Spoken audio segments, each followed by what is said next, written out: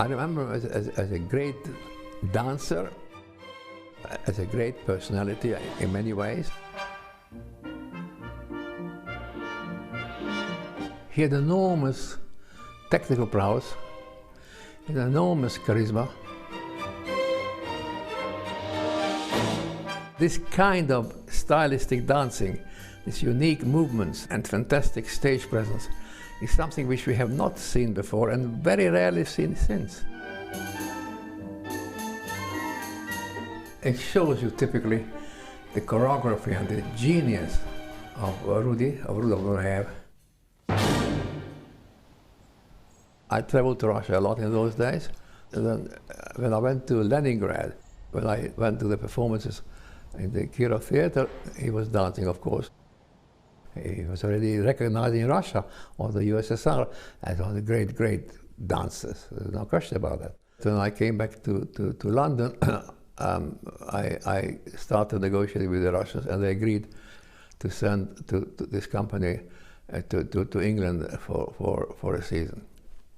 This original poster for the first appearance of the Kirov Ballet, or the Mariinsky Ballet, and among the stars you can see Nureyev. Now, he never turned up for this one. The first leg was in Paris, and then of course from Paris they were coming straight to London, and we didn't expect anything, we just went to the airport. On the 16th of June 1961, Nureyev set off for the airport to fly to London with the rest of the Kirov company on the next leg of their tour. He didn't yet know that the Soviet authorities had decided he was a security risk and were planning to send him back to Russia instead. At the last minute, rather than board the plane to Russia, Nureyev broke away from his minders and asked the airport authorities for asylum in France. He jumped over the barrier and decided to defect.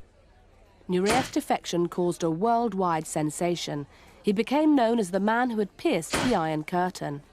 I think it was simply a question of being by nature, by temperament, wild, and being provoked into going back to Moscow when he was looking forward to come to London.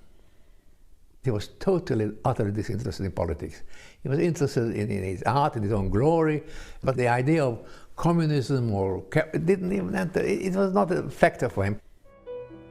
At the tender age of 23, Nureyev found himself at the center of a media spotlight, which wouldn't dim for years to come.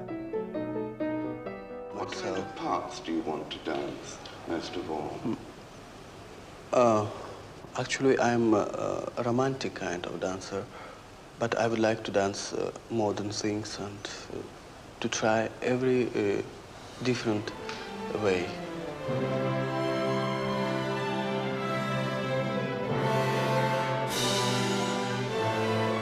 He was a great dancer, of course, but he was able to mesmerize the world of ballet, and he was a great influence.